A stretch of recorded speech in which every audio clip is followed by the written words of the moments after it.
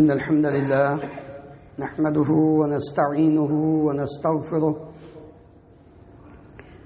ونعوذ بالله من شرور أنفسنا ومن سيئات أعمالنا من يهده الله فلا مضل له ومن يضلل فلا هادي له وأشهد أن لا إله إلا الله وحده لا شريك له وأشهد أن محمدًا عبده ورسوله صلى الله تعالى عليه وعلى آله وأصحابه وبارك وسلم يا أيها الذين آمنوا اتقوا الله حق تقاته ولا تموتن إلا وأنتم مسلمون يا أيها الناس اتقوا ربكم الذي خلقكم من نفس واحدة وخلق منها زوجها وبث منهما رجالا كثيرا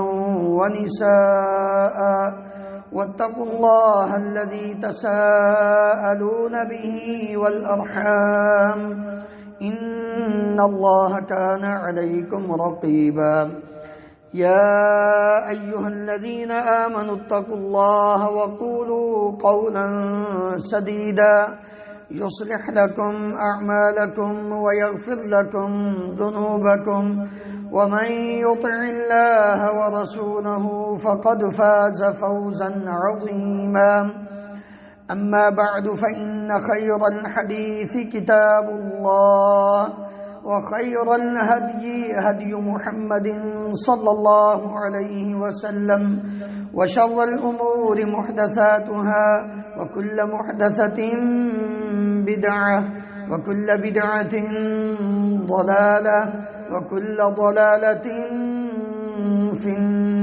النار رب اشرح لي صدري ويسر لي أمري واحلل عقدة من لساني يفقهوا قولي اللهم انفعنا بما علمتنا وعلمنا ما ينفعنا وزدنا علما سبحانك لا علم لنا إلا ما علمتنا إنك أنت العليم الحكيم رب أوزعني أن أشكر نعمتك التي أنعمت علي وعلى والدي وأن أعمل صالحا ترضاه وأصلح لي في ذريتي إني تبت إليك وإني من المسلمين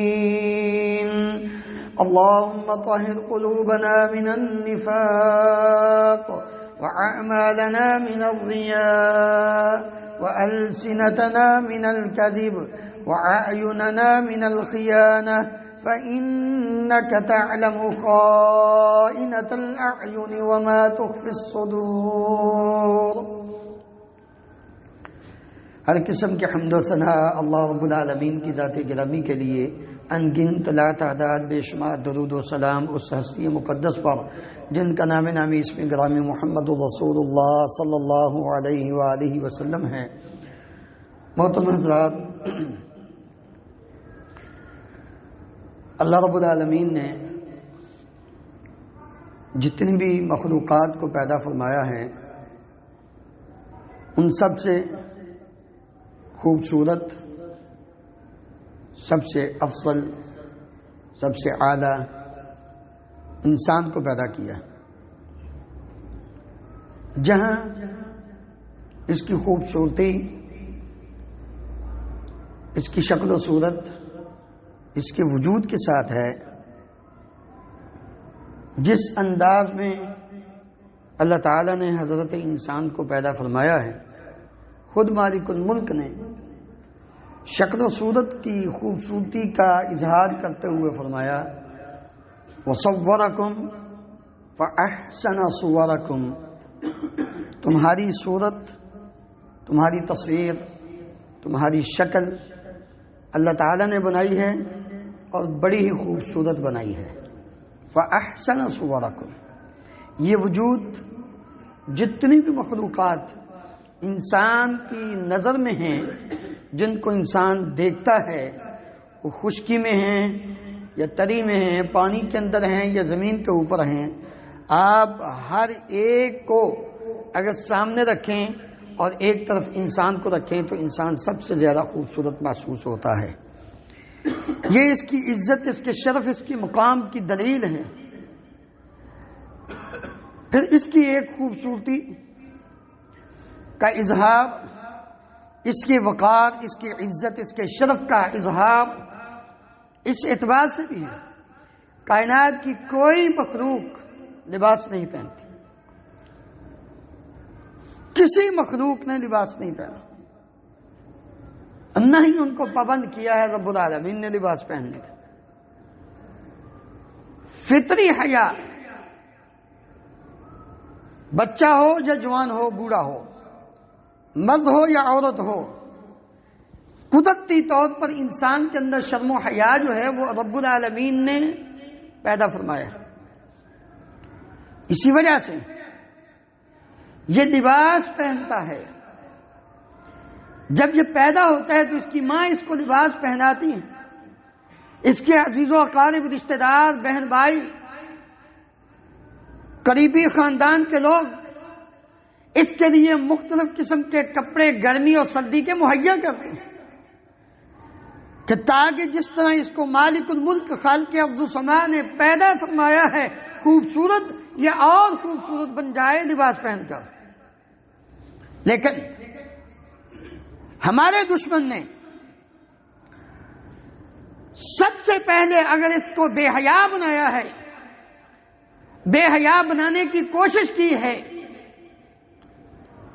تو اس نے اس کی زبان کو غلط نہیں کیا، اس کی آنکھ کو غلط نہیں کیا، اس کے کان کو غلط کرنے کی کوشش نہیں کی، بلکہ سب سے پہلے انسان کا جو ہمیشہ کا اور کھلم کھلا دشمن ہے،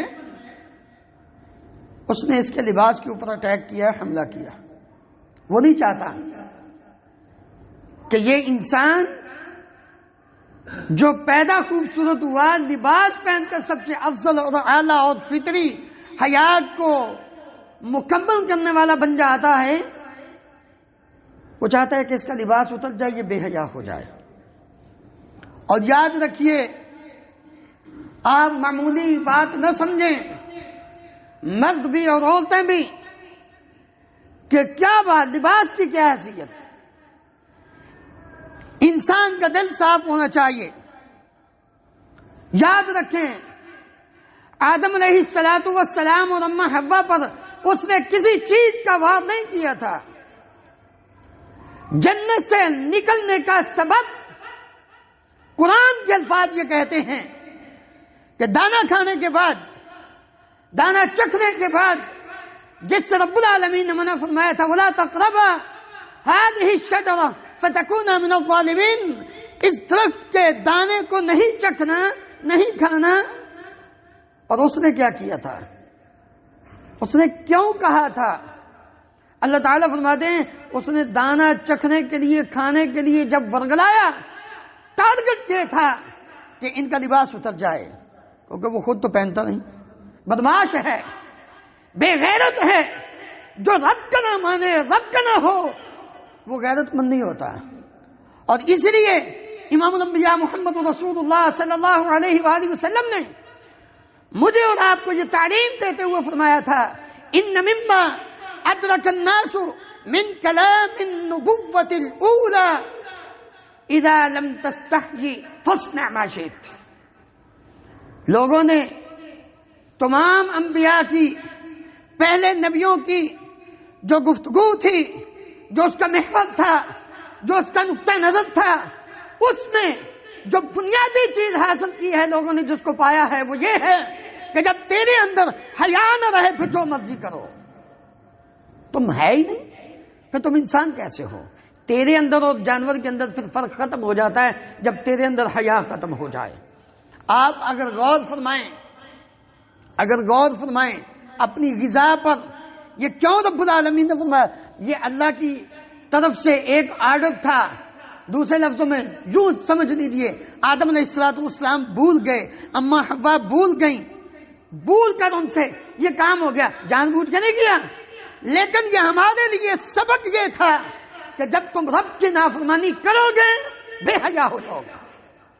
آج دیکھ لو اپنی امت کو، دیکھ لو مسلمانوں کو، دیکھ لو جیسے جیسے حیا ختم ہوتا جاتا ہے، جیسے جیسے رب العالمین کی نافرمانی میں چلتے جاتے ہیں، بڑھتے جاتے ہیں، ویسے ویسے حیا ختم ہوتا جا رہا ہے. اس نے یہ کام کروا کے سب سے پہلا جو حملہ کیا تھا وہ لباس پر کیا تھا. رب العالمین فرماتے ہیں فلما ذاق الشجرہ، جب دونوں نے چکھ لیا دانا، بدت لہما سوآتہما، لباس اتر گیا تھا، وطفقا یخصفان علیہما من ورق الجنہ وناداہما ربہما الم انہکما عن تلکما الشجرہ واقل لکما ان الشیطان لکما عدو مبین. اے آدم، میں نے کہا نہیں تھا؟ لباس اتر گیا. جب لباس اترا پریشان ہو گئے، کپڑے پہنے تھے، جنت کا لباس تھا، جب اتر گیا تو رب العالمین نے اب پریشان ہو گئے، کیا کریں؟ فوراً، یہ فطری حیا، فوراً کپڑا پکڑا اور درخت کے پتے پکڑے، اپنے صدر کو ڈانپنے لگ گئے. مالک الملک نے آواز دی وناداہما ربہما، اے آدم، اے حوا، الم انہکما عن تلکما الشجرہ، میں نے تمہیں اس درخت سے منع نہیں کیا تھا؟ وَأَقُلْ لَكُمَا، میں نے تم دونوں یہ کہا تھا ان الشیطان لکما عدو مبین، یہ شیطان تم دونوں کا دشمن. پھر اس کی بات مان لی. لباس یہ بھی جنت سے آیا. یا بنی آدم قد انزلنا علیکم لباسا یواری سوآتکم وریشا. آدم کی اولاد غور کرو، یہ کوئی معمولی چیز نہیں جس کو تم اپنی مرضی کے مطابق پہنتے ہو، جیسا دل من چاہا ویسا پہنا نہیں. لباس اللہ تعالیٰ نے اس لیے نازل کیا تھا یواری سوآتکم وریشا، تاکہ تم اپنے جسم کو ڈھانپ سکو، اور صرف اس لیے نہیں وریشا تاکہ تم خوبصورت بن جاؤ. لیکن ساتھ ہی کیا فرمایا؟ یہ لباس تب ہوگا وَلِبَاسُ التَّقْوَى ذَلِكَ خَيْرٌ. ان سب سے بہتر لباس، اعلیٰ لباس وہ تقوی کا لباس ہے. ننگا انسان متقی نہیں ہوتا، برہنہ انسان کبھی بھی رب سے ڈرنے والا نہیں ہوتا. یہ غلط باتیں یار. نانگے شاہ بھی پیر اور ولی بنے بیٹھے ہیں. نانگے شاہ ساری زندگی کپڑا نہیں پہنا، کہتے جی پہنچا ہوا بزرگ ہے نانگے شاہ. حیا نہیں آتی؟ کبھی سوچا نہیں ہم نے؟ رب نے سب سے افضل بنایا، لباس جنت سے دیا، اور ہم کہتے ہیں یہ بزرگ ہے، ولی ہے، اور برہنہ، بالکل برہنہ، اور اس کے سامنے اپنی جبین نیاز کو جھکاتے، اس سے اپنی حاجتیں منواتے ہیں. ننگا، بالکل برہنہ، اور وہ ولی ہو. رب العالمین لباس کہتے ہیں یہ تمہارے لیے زینت کا سبب ہے، اور یہ اس لیے ہے کہ تاکہ تم متقی بن جاؤ.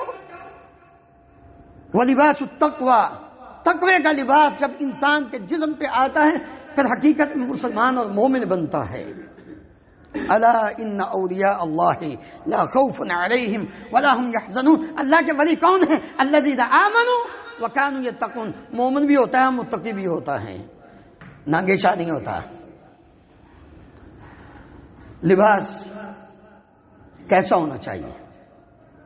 جب یہ ضروری ہے ایک مرد اور ایک عورت کے لیے، پیدا ہونے والے بچے سے لے کر موت کے بعد کفن تک کیسا ہونا چاہیے؟ امام الانبیاء محمد رسول اللہ صلی اللہ علیہ وسلم نے فرمایا، عبداللہ ابن عباس رضی اللہ عنہما بیان کرتے ہیں، سنن ابی داؤد جامع ترمذی میں روایت، آپ نے فرمایا ان من افضل لباسکم البیاض، تمہارے افضل لباس اور کپڑے میں، من افضل ثیابکم، تمہارے افضل کپڑے میں سے سفید کپڑا جو ہے وہ سب سے افضل ہے. تمہارے کپڑوں میں سب سے افضل کپڑا وہ سفید ہے. لہذا اس کپڑے کو پہنا ہے، سفید کپڑا پہنا کرو.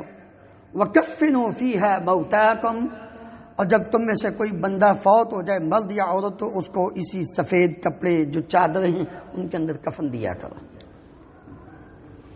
اور دوسری روایت میں نبی کریم صلی اللہ علیہ وسلم نے فرمایا فَإِنَّهَا أَطْهَرُ وَأَطْيَبُ، یہ زیادہ طہارت والا ہے، پاکیزہ ہے، زیادہ اچھا ہے. سفید کپڑا ویسے بھی انسان کی شان ہے. جب انسان سفید رنگ کا لباس پہنتا ہے تو اس کے اندر وقار دوسرے لباس پہننے سے زیادہ آتا ہے. نبی کریم صلی اللہ علیہ وآلہ وسلم زیادہ سفید کپڑا پہنا کرتے تھے. اس لیے پھر اسی طرح نبی کریم صلی اللہ علیہ وآلہ وسلم کو لباس میں جو سب سے زیادہ چیز پسند تھی وہ قمیص تھی. اور قمیص کی جو آستین ہے، بازو ہے، رسول اللہ صلی اللہ علیہ وسلم کے کپڑا، آپ کا لباس، اس میں یہ قمیص، آپ کا بازو وہ یہاں رسغ ہاتھ کی کلائی مکمل کرتا تھا، ہاتھ تک ہوتا تھا، پورا بازو ہوتا تھا، بازو نہیں ہوتا تھا. اس لیے نبی کریم صلی اللہ علیہ وسلم کے لباس کو سامنے رکھے انسان کہ آپ صلی اللہ علیہ وسلم نے کیسا لباس پہنا ہے. پھر آپ صلی اللہ علیہ وسلم کے لباس میں پگڑی ہوتی تھی. رسول اللہ صلی اللہ علیہ وسلم فتح مکہ کے موقع پر جب مکہ مکرمہ میں داخل ہوئے ہیں تو آپ کے سر پر سیاہ رنگ کی پگڑی تھی. آپ صلی اللہ علیہ وسلم نے سیاہ رنگ کی پگڑی باندھی ہوئی تھی. صحابی بیان کرتے ہیں کہ جب آپ داخل ہوئے تو آپ کے سر پر امامۃ سودا، سیاہ امامہ تھا. یہ لباس ہے. لباس ساتر ہو، پورے وجود کو ڈھانپنے والا ہو. انسان کا وجود لباس کے اندر ڈھکا ہوا ہو، چھپا ہوا ہو. یہ نہیں کہ اس نے لباس بھی پہنا ہے اور جسم کا ایک ایک اعضاء وہ نظر آ رہا ہو، احساس ہو، محسوس ہو رہا ہو کہ اس کے جسم کا یہ حصہ یہ ہے. اور یہ دونوں کے لیے، مردوں کے لیے بھی عورتوں کے لیے بھی، کبھی بھی ایسا لباس نہیں پہننا چاہیے کہ جس سے انسان کے جسم کی ساخت واضح ہوتی ہو. پھر لباس میں نبی کریم صلی اللہ علیہ وآلہ وسلم نے معصفر، کسمبا رنگ، زردی مائل جو زرد رنگ ہے، اس رنگ کا کپڑا پہننے سے منع کیا رسول اللہ صلی اللہ علیہ وسلم نے مرد کو نہ پہنے. آپ صلی اللہ علیہ وآلہ وسلم کے اوپر صحابہ نے حلہ، جبہ جس کو آپ بولتے ہیں، سرخ رنگ کا دیکھا، لیکن مکمل نہیں. صحابی بیان کرتے ہیں کہ اس کے اندر داڑیاں تھیں، داڑھی دار سرخ داڑیاں تھیں. بعض علماء نے کہا کہ اس سرخ رنگ کا جو کپڑا ہے اس کو پہننے کی کئی ایک وجوہات ہیں. مکمل سرخ رنگ کا جو کپڑا ہے، لباس ہے، جب وہ مشابہت اختیار کر جائے کافروں کی یا عورت کے لباس کے ساتھ تو پھر نہیں پہننا. جیسے آج کل آپ جانتے ہیں ہمارے ہاں شادی کے موقع پر یا عام عورت کا جو لباس ہے وہ سرخ زیادہ پسند کیا جاتا ہے، اس کو سرخ رنگ کا کپڑا پہنایا جاتا ہے. لہذا یہ عورت کے ساتھ مشابہت ہے، مرد کو نہیں پہننا چاہیے. اسی طرح کوئی بھی رنگ ہے، اس کے علاوہ کوئی بھی رنگ جو کسی کافر قوم کی مشابہت اختیار کر جائے اور ان کا ایک شعار بن جائے کہ یہ لباس ان کا ہے، پتہ چل جائے کہ یہ ان کا ہے، مسلمان کو وہ لباس نہیں پہننا چاہیے، خواہ وہ کوئی بھی رنگ ہو. اس لیے میرے عزیز بھائیو، نبی کریم صلی اللہ علیہ وآلہ وسلم نے یہ چند ایک باتیں ہمیں بتائی ہیں اس حوالے سے، لباس کے حوالے سے، مسلمان مرد کے لیے خاص کر یہ بات ذہن میں رکھیں. عورتوں کے حوالے سے میں بات کرتا ہوں. مرد جو ہے، نبی کریم صلی اللہ علیہ وسلم نے اگر یہ قمیص پہنا ہے لمبا، آپ جس کو داشا بولتے ہیں، یہ پہنا ہے، یا آپ صلی اللہ علیہ وسلم نے تیبند چادر اس کا استعمال کیا ہے، آپ صلی اللہ علیہ وسلم کا کپڑا ٹخنوں سے اوپر ہوتا تھا. پینٹ ہو ٹائٹ نہ ہو، ڈھیلی ہو، شلوار ہو، تہبند ہو یا لمبا کرتا قمیص ہو، ٹخنوں سے اوپر ہو. کیوں؟ اس لیے کہ نبی کریم صلی اللہ علیہ وآلہ وسلم نے فرمایا ہے من جر ثوبہ خیلا، جس کا کپڑا ٹخنوں سے نیچے ہوا اور وہ گھسٹتا جائے تکبر کے ساتھ، تو وہ انسان جہنم میں. اب من اسفل الکعبین من الازار ففی النار، انسان کا جتنا کپڑا ٹخنوں سے نیچے ہوگا وہ اتنا حصہ جہنم میں. یہاں بعض لوگ یہ غلطی کر گئے، نے کہا جی ہم تکبر سے نہیں کرتے،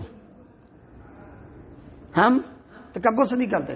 جابر بن سلیم رضی اللہ عنہ بیان کرتے ہیں میں ایک دن آیا، دیکھا کہ ایک آدمی بیٹھا ہوا ہے، اس کی شخصیت بڑی خوبصورت ہے، بڑی باوقار ہے، وہ جو بات کرتا ہے لوگ اس کے پیچھے چل پڑتے ہیں، جو وہ کام کرتا ہے لوگ اسی طرح کرنا شروع کر دیتے ہیں. میں نے پوچھا یہ کون ہے؟ لوگوں نے کہا ہوا رسول اللہ، یہ اللہ کے رسول صلی اللہ علیہ وآلہ وسلم ہیں. کہتے ہیں میں نے آپ صلی اللہ علیہ وسلم سے کچھ سوالات بھی کیا، آپ صلی اللہ علیہ وسلم سے کچھ طلب کیا کہ مجھے آپ نصیحت کریں. جہاں آپ نے اور بہت ساری باتیں کی، وہاں آپ نے ایک بات فرمائی، غور سے سنیے میرے مسلمان نوجوان بھائیوں، بزرگوں، مردوں، ابھی سے اپنی اصلاح کر لیں. جن لوگوں کا یہ خیال ہے کہ جی ہم تکبر سے نہیں کرتے ہیں، ہماری شلوار اگر ٹخنوں سے نیچے ہے تو ہم کون سا تکبر سے کرتے ہیں، ہمارا اگر دستاشا ٹخنوں سے نیچے ہے تو ہم کون سا تکبر سے کرتے ہیں، ہم تہبند باندھ کر نیچے لٹکا کے چلتے ہیں تو ہم کون سا تکبر سے کرتے ہیں. نبی کریم صلی اللہ علیہ وآلہ وسلم نے جابر بن سلیم رضی اللہ عنہ کو جو فرمایا تھا ایاک واسبال الازار، اپنی چادر کو، اپنے کپڑے کو ٹخنوں سے نیچے کرنے سے بچ جاؤ. کیوں؟ یہ نیچے کرنا ہی، صرف نیچے کرنا ہی، فإنها من المخیلہ، کیونکہ یہی تکبر ہے. آپ کہتے ہو جی میں نے تکبر سے نہیں کیا، آپ صلی اللہ علیہ وسلم فرماتے ہیں نیچے کرنا ہی تکبر ہے. شلوار ٹخنوں سے اوپر کرو، اپنی چادر ٹخنوں سے اوپر کرو. اور پھر یار ایک طرف ہم کہتے ہیں مسلمان ہیں، کہتے ہیں نا نبی صلی اللہ علیہ وسلم سے محبت ہے، دعویٰ کرتے ہیں نا، اور ہم کہتے ہیں ہم عاشق رسول ہیں، کہتے ہیں کہ نہیں؟ سارے ہی کہتے ہیں. ہم نبی صلی اللہ علیہ وسلم سے محبت کرتے ہیں، بات ایک نہیں مانتے. کیسی محبت ہے؟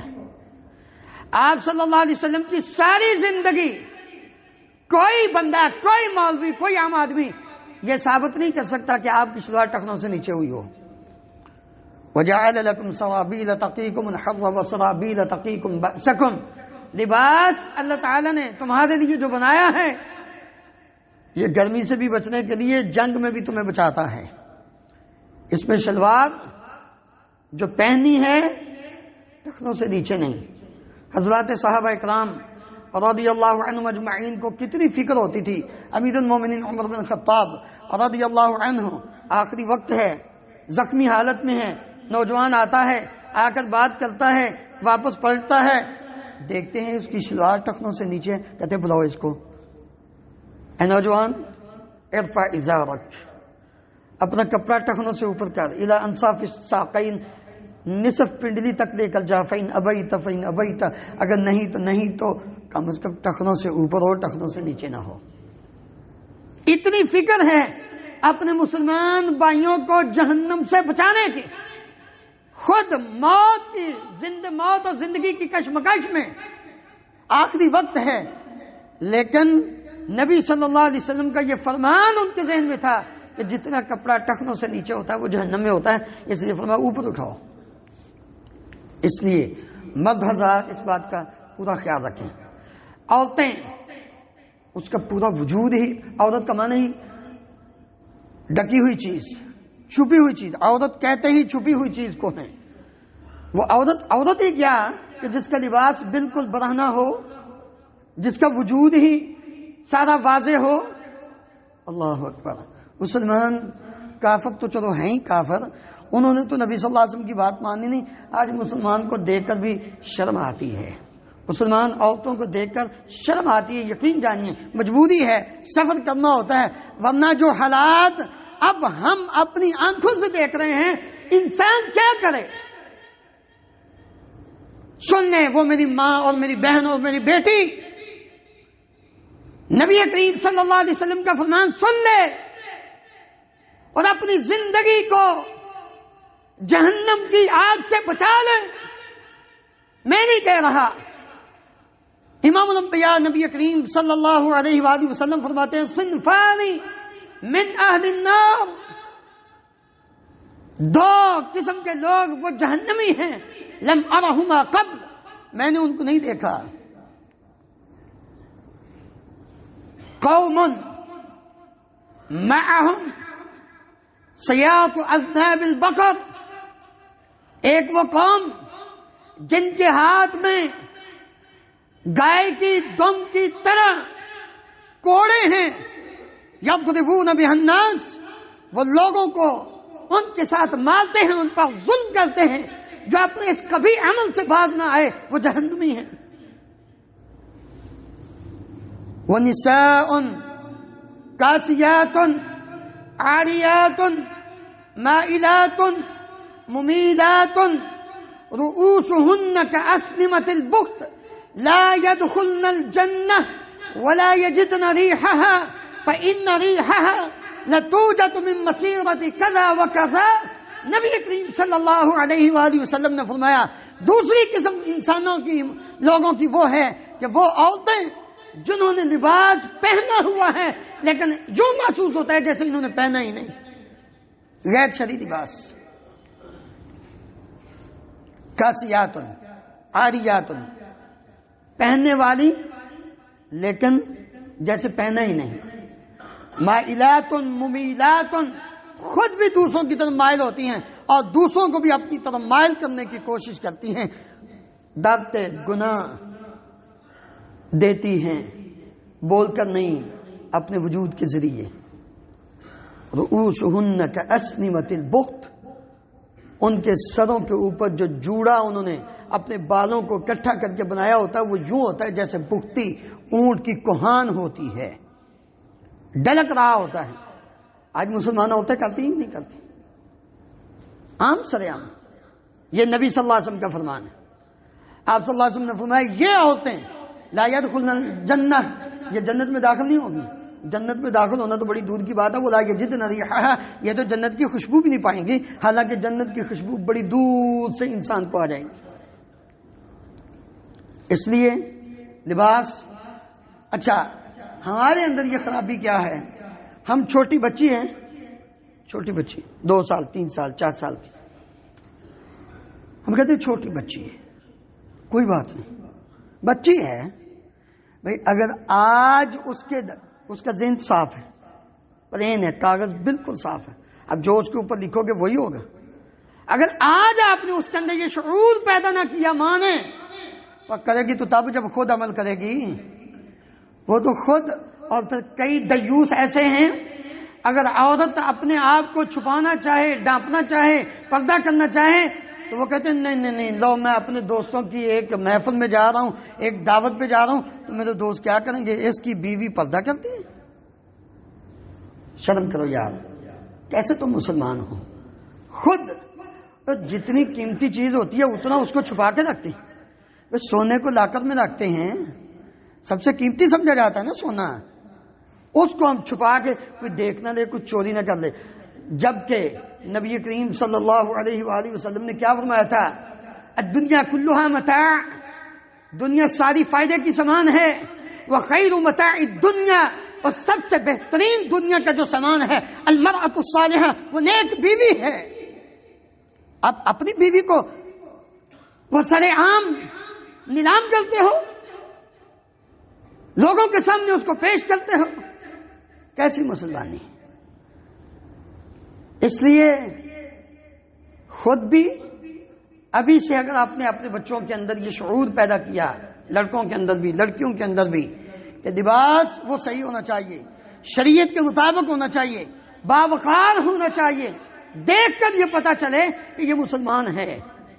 اللہ تعالیٰ نے اسی لیے حکم دیا تھا یا ایھا النبی قل لازواجک وبناتک ونساء المؤمنین یدنین علیہن من جلابیبہن ذلک ادنی ان یعرفن فلا یؤذین۔ کیوں اپنے جسم پر کپڑا ڈالنا ہے، اپنے چہرے کو کیوں ڈھانپنا ہے؟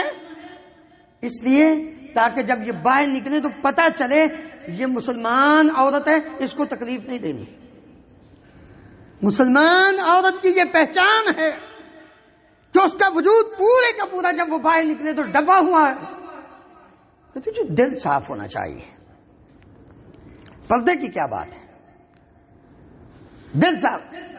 تیری عورت، تیری بیٹی، تیری بیوی، تیری ماں، تیری بہن کیا امہات المومنین سے زیادہ دل کی پاکیزہ ہیں؟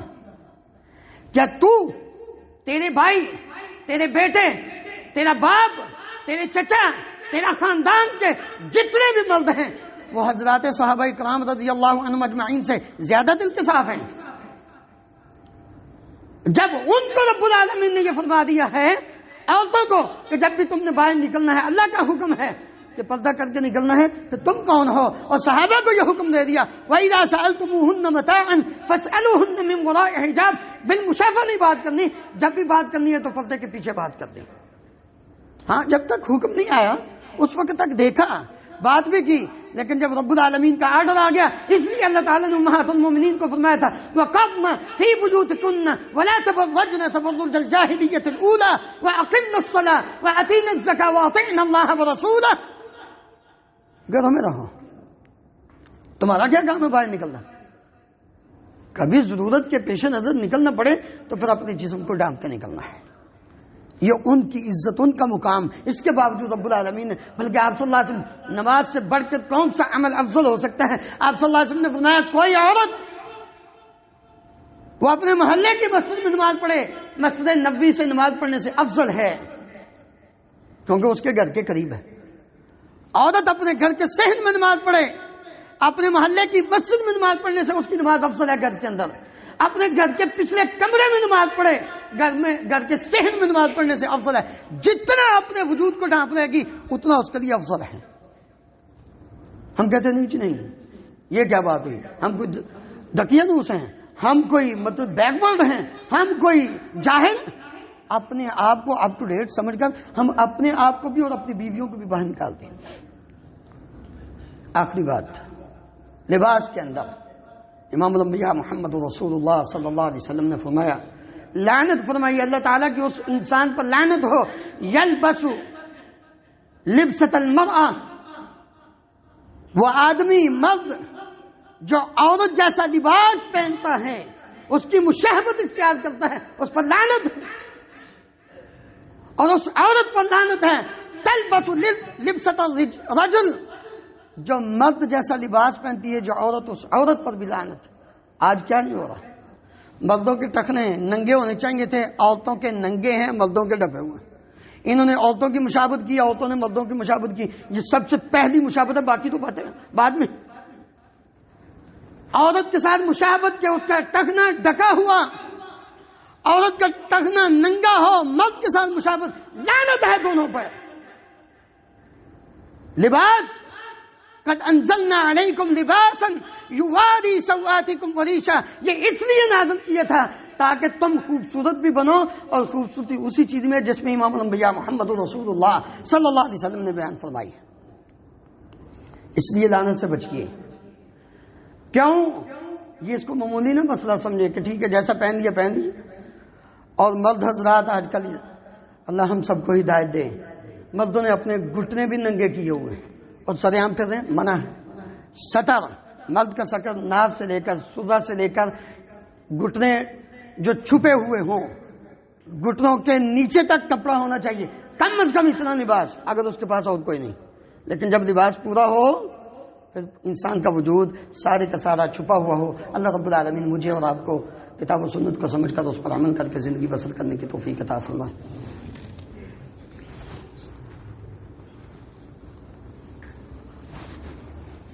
إن الحمد لله نحمده ونستعينه ونستغفره ونعوذ بالله من شرور أنفسنا ومن سيئات أعمالنا من يهده الله فلا مضل له ومن يضلل فلا هادي له وأشهد أن لا إله إلا الله وحده لا شريك له وأشهد أن محمدا عبده ورسوله صلى الله تعالى عليه وعلى آله وصحابه وبارك وسلم.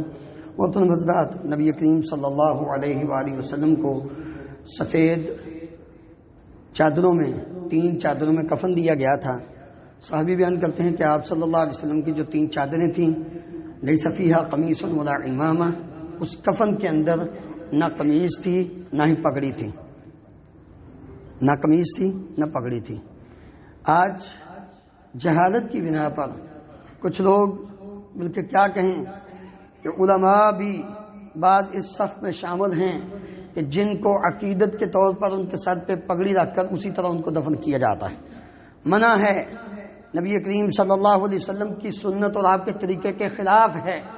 آپ نے مرد کا جو کفن ہے اس کے اندر صرف 3 چادریں، عورت کا جو کفن ہے وہ 5 کپڑے، اس میں ایک نیچے جس کو آپ چادر کہہ لیں، ازار کہہ لیں، اور ایک اوپر جو ایلفی جس کو بولتے ہیں وہ کپڑا ہوتا ہے جسم کو ڈھانپنے والا، 2 یہ اور 3 چادریں. لیکن اس میں بھی یہ نہیں ہے کہ انسان کا صرف سر ننگا. نبی کریم صلی اللہ علیہ وسلم نے جس نے احرام کی حالت میں اس کی موت واقع ہوئی، اس کے فرمایا کہ اس کے سر کو نہیں ڈھانپنا ہے، اور باقی اس کے سر کو اسی چادروں کے ساتھ ڈھانپ دو. لیکن پگڑی باندھنا یا اس کے اوپر کپڑا دینا، نبی کریم صلی اللہ علیہ وسلم سے یہ بات ثابت نہیں ہونا ہی صحابہ سے ثابت ہے. لباس کے حوالے سے ان چیزوں کا ہمیں خیال رکھنا ہوگا. بچوں کے لباس کو، بچیوں کے لباس کو بچپن سے ہی اگر ہم نے صحیح کر لیا تو بڑے ہو کر یقیناً ان کے اندر یہ شعور پیدا ہوگا کہ ہم مسلمان ہیں اور ہم نے لباس ایسا پہنا ہے. اللہ تعالی ہم سب کو عمل کی توفیق عطا فرمائے. ہمارے دوست افضال صاحب، ان کے قریبی عزیز فوت ہوئے ہیں، ان کی مغفرت کے لیے دعا کیجیے. جو بیمار ہیں، میری خالہ جان، وہ پچھلے دنوں گر کر ان کی ہڈی فریکچر ہوئی ہے، ان کے لیے دعا کیجیے. اللہ تعالیٰ ان کو شفاء کاملہ عاجلہ عطا فرمائے. ان اللہ و ملائکتہ یصلون علی النبی یا ایھا الذین آمنوا صلوا علیہ وسلموا تسلیما. اللهم صل علی محمد وعلی آل محمد کما تحب وترضى. اللهم اغفر لنا وللمؤمنین والمؤمنات والمسلمین والمسلمات الاحیاء منهم والاموات. اللهم اغفر لجميع موتى المسلمين الذين شهدوا لك بالوحدانية ولنبيك بالرسالة وماتوا على ذلك. اللهم اغفر لهم وارحمهم وعافهم واعف عنهم وأكرم نزلهم ووسع مدخلهم واغسلهم بالماء والثلج والبرد. اللهم أدخلهم الجنة الفردوس بغير حساب. اللهم اشف مرضانا ومرضى المسلمين. أذهب الباس رب الناس واشف أنت الشافي لا شفاء إلا شفاؤك شفاء لا يغادر سقما. اللهم انصر الإسلام والمسلمين. اللهم أعز الإسلام والمسلمين وأذل الشرك والمشركين. اللهم أهلك الظالمين بالظالمين. اللهم أرنا الحق حقا وارزقنا اتباعه وأرنا الباطل باطلا وارزقنا اجتنابه. اللهم آمنا في أوطاننا واجعل هذا البلد آمنا مطمئنا رخاء سخاء وسائر بلاد المسلمين. سبحان ربك رب العزة عما يصفون وسلام على المرسلين والحمد لله رب العالمين.